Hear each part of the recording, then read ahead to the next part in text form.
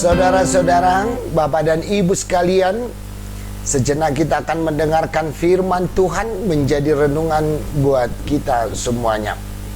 Sebelumnya kita bersatu dalam doa. Tuhan Yesus yang baik, pimpin kami Tuhan, dan berkati kami, buka hati dan pikiran kami, agar kami mampu mendengarkan firman-Mu. Amin.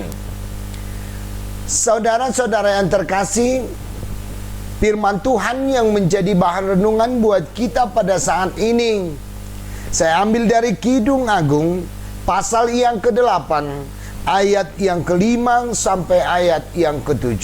Firman Tuhan. Siapakah dia yang muncul dari padang gurun, yang bersandar pada kekasihnya? Di bawah pohon apel kubangunkan engkau. Di sanalah ibumu telah mengandung engkau.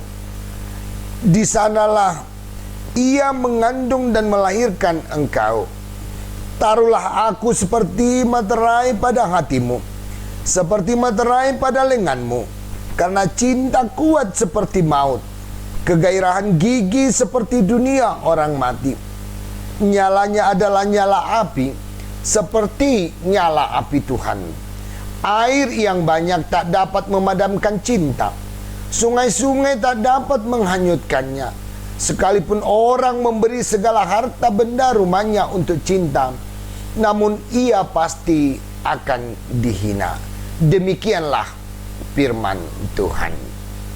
Pepatah bahasa Indonesia mengatakan, dari mana datangnya lintah? Dari sawah turun ke kali. Dari mana datangnya cinta? Dari mata turun ke hati. Pepatah ini menggambarkan cinta itu muncul oleh karena beberapa hal. Cinta itu muncul oleh karena berbagai alasan-alasan tertentu. Cinta muncul bisa saja oleh karena kegantengan, kecantikan. Cinta muncul bisa saja oleh karena harta. Cinta muncul oleh karena berbagai hal alasan untuk mencintai. Tetapi setelah cinta itu tumbuh di dalam hati, maka cinta itu akan bisa kita terapkan dalam kehidupan kita. Dan cinta itu berkembang tanpa alasan. Saudara-saudara yang terkasih, sebagiannya orang yang berpacaran sering mengatakan, ketika dia cinta dengan seseorang, dengan pasangan hidupnya, sering dia mengatakan, kaulah bulanku, kaulah bintangku, bahkan kaulah segalanya.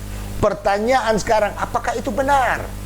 Ketika itu benar, ketika itu cinta yang muncul dari hati dan murni tanpa memandang apapun dalam kehidupannya, sehingga bisa dikatakan kelemahan dan kelebihan itu menimbulkan satu cinta yang baru. Bapak dan Ibu sekalian, kita harus sepakat mengatakan bahwa cinta itu tidak bisa dibuat-buat.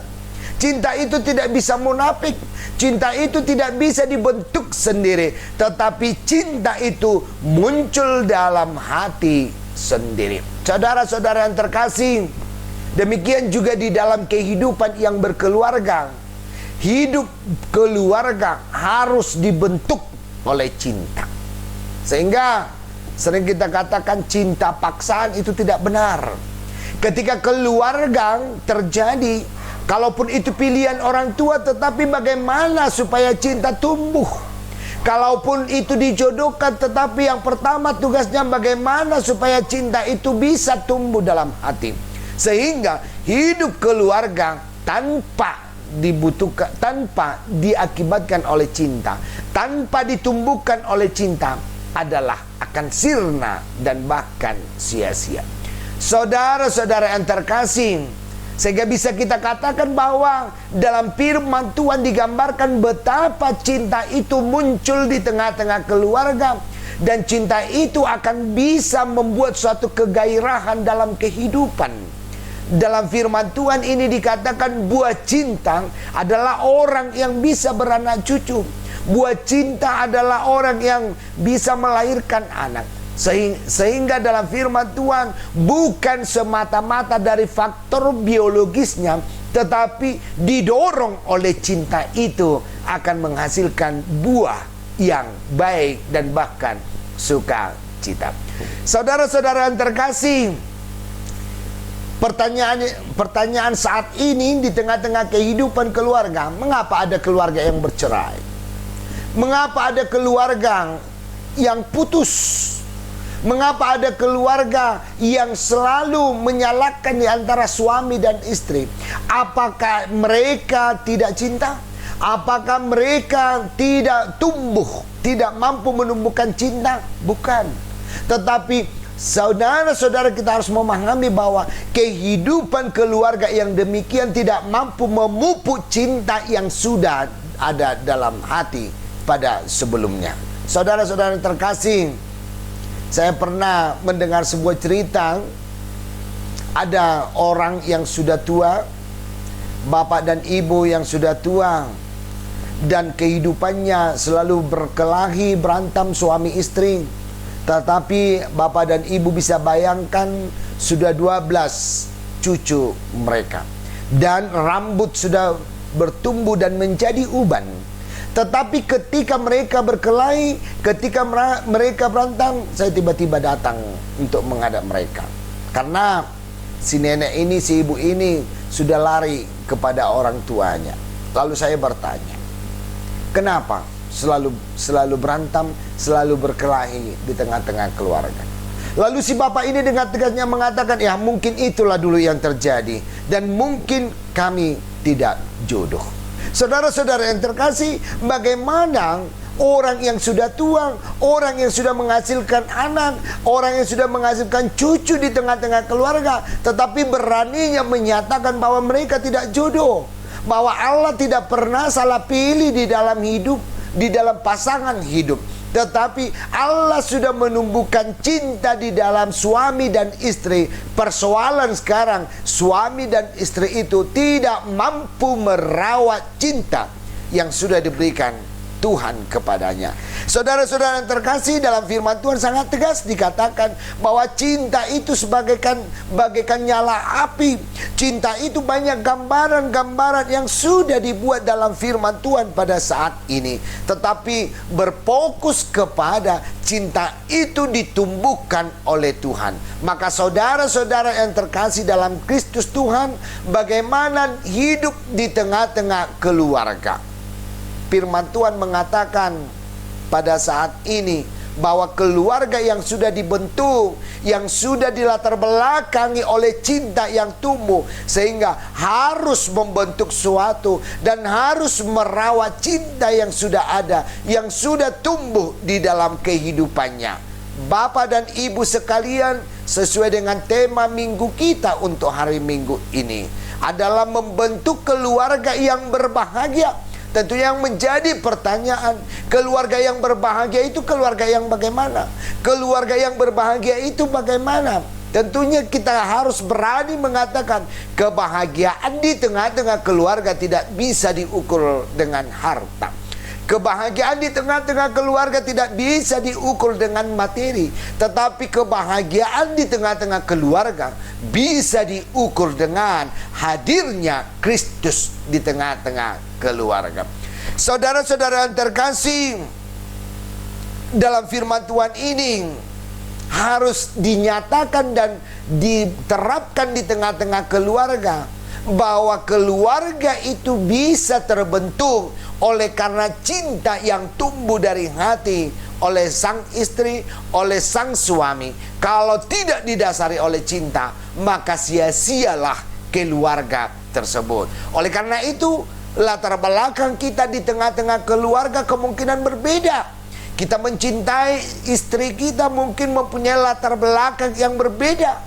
Mencintai suami mempunyai latar belakang yang berbeda. Tetapi yang menjadi satu tugas kita, apapun yang menjadi latar belakang mencintai suami, mencintai istri, yang pastinya cinta itu sudah bertumbuh di dalam hati, dan cinta itu harus kita rawat dalam kehidupan keluarga. Sehingga ketika kehidupan keluarga didasari oleh cinta dari Tuhan, cinta yang tumbuh dari hati, maka terwujudlah keluarga yang berbahagia. Bapak dan Ibu sekalian, kita harus pahami juga bahwa cinta itu tidak bisa dibentuk oleh sendiri. Cinta itu tidak bisa dibuat oleh sendiri.